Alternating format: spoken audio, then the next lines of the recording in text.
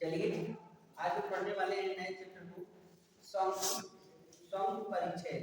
ठीक है, आज सॉन्ग क्या होता है उसकी बेस पर हम लोग सवाल को पढ़ेंगे। ठीक है, तो सॉन्ग को जो बनाने की बात है, सॉन्ग परिच्छेद की बात हो रही है। तो आपने इसके पहले यानी पिछली क्लास में पढ़ने का काम किया था विलन। तो आपको बताया गया कि जो विलन होता है, विलन जो है हमारा यहाँ, ठीक है, यह विलन हो गया। तो एक विलन से देखो यह विलन बन गया, इसकी हाइट है यहाँ पर, ये हाइट हो गई और इसका रेडियस, चलो ऐसे हाइट नोट कर सकते हैं बीच में। ठीक है, और यह हो गया रेडियस हो गया इतना। तो इसका जो विलन होता है बताया था, विलन का आयतन क्या होता है, आयतन।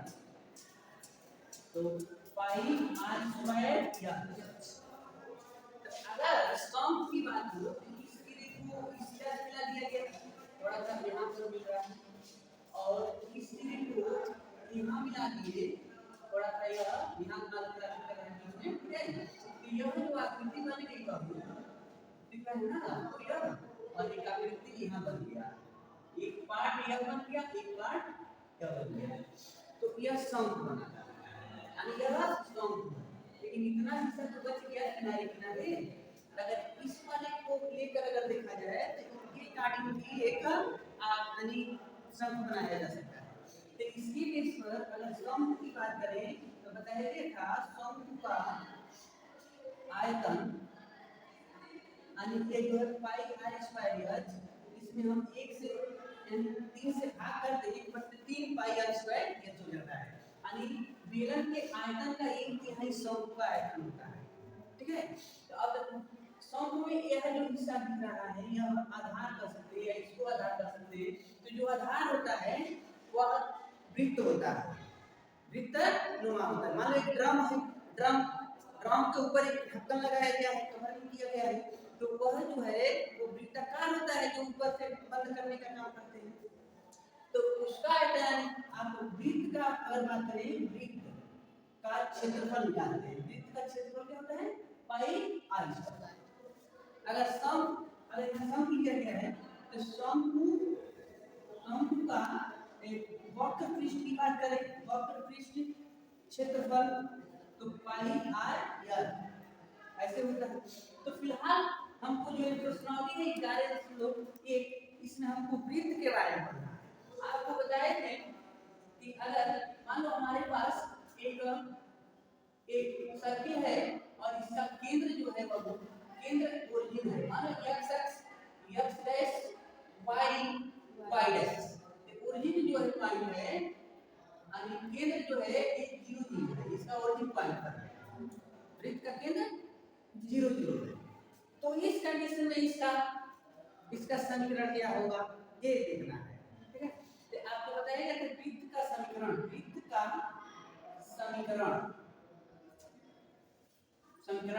जब केंद्र मूल बिंदु यानी जब वृत्त का समीकरण ज्ञात करने को या उसका केंद्र मूल बिंदु दिया हो या 0 0 दिया हो तो उस कंडीशन में आपको याद रखना है x² + y² बराबर a स्क्वायर का समीकरण। मान लो इसको r लिखो चाहे a लिखो, ठीक है, त्रिज्या का स्क्वायर यानी a स्क्वायर। ये आपको क्या करना होगा, यूज करना होगा। लेकिन जब कहे वृत्त का समीकरण बताओ जब केंद्र h और k दिया, वृत्त का हमको समीकरण उस समय बताना है जब हमको केंद्र बता। कैसे केंद्र बताऊंगा, थोड़ा सा चलो इसके लिए हम यहाँ पर एक फिगर ड्रा करते हैं। मान लो ऐसे यहाँ एक सर्किल बनी हुई और यहाँ पर इसका h के केंद्र दे दिया। अभी न इससे टच कर रहा है न इससे टच कर रहा है, ऋणात्मक दिया है प्लस है, तो यहाँ पर अगर माइनस में दिए होते तो अब किधर माइनस हो रहा है किधर कौन कहाँ है वो उसकी बात हो जाती। तो उस कंडीशन पर यानी जब आपको केंद्र पता चल जाए तो आप वृत्त का समीकरण क्या बताएंगे, तो कहेंगे x माइनस h का square plus y minus a का स्क्वायर बराबर h स्क्वायर। ये आपको याद रखना है। ठीक है, इसके अकॉर्डिंग हम लोग सवाल को जानेंगे, प्रश्न को सॉल्व करेंगे। ठीक है, अगर वृत्त की त्रिज्या निकालने को कह देता है, ठीक है, वृत्त की त्रिज्या अगर पूछ दे तो उस कंडीशन में हम लोग क्या करते हैं, यानी त्रिज्या निकालने के लिए यानी यहाँ पर लेते हैं ना, चलो तो मान लो यहाँ इसका हम रूट ले लेंगे तो त्रिज्या निकल जाएगी। फिलहाल चलिए पहले हम आपको बता रहे हैं कैसे चलाने का एग्जांपल तो आप सब की थी, सॉल्व करते हैं। चलिए एग्जांपल ही दिखाते हैं तब प्रश्नावली के सवाल सॉल्व करें, या प्रश्नावली ही सवाल देख लेते हैं। प्रश्नावली में सवाल दिया है 1 से 5 तक के प्रश्न में वृत्त का समीकरण ज्ञात कीजिए। केवल वृत्त का समीकरण पूछा है, 1 से 5 तक का प्रश्न। क्यों? क्योंकि वहां पर आप केंद्र दिया है और त्रिज्या दिया है। ठीक है, तो पहला यानी केंद्र दिया है 0 2 और त्रिज्या दिया है, त्रिज्या दिया है आपको 2 इकाई।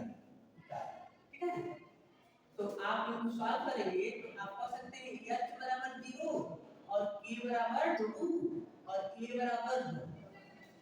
ठीक है, अब आ जाओ, हमने आपको फार्मूला बताया जब केंद्र दिया होता वृत्त का समीकरण x माइनस h का वर्ग प्लस y माइनस a का वर्ग बराबर a का वर्ग।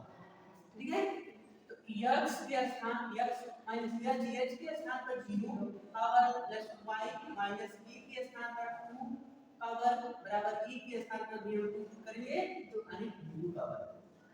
यहाँ 0 को जब माइनस करेंगे तो केवल x बच गया, लेकिन यहाँ पर y माइनस 2 का होल वर्ग करना होगा यहाँ, यानी कि x स्क्वायर का तो x स्क्वायर, लेकिन यह a माइनस b का होल वर्ग बन जा रहा है। ठीक है, a माइनस b का होल अगर तोड़ते हैं तो y स्क्वायर प्लस 2 का square minus 2 into y into 2 मतलब a square plus b square minus 2ab बराबर 4। तो x square plus y square plus यहाँ 4 लिखेंगे माइनस 2 y 4y हो गया बराबर इस साइड से इस साइड वाला 4 निगलेक्ट हो जाएंगे, जो बच गया बाबू x square plus y square minus 4y बराबर 0। ये आपका वृत्त का जो दिया था उसके कारण ये आपका समीकरण प्राप्त है। ठीक है, अगर दूसरे को देखें सेम टू सेम इसी के आधार पर प्रश्न है, अगर ये केंद्र है बाबू, केंद्र है -2 3 और त्रिज्या है 4 आप क्या करेंगे, सॉल्व करेंगे, h का मान -2 और k का मान 3 a का मान 4।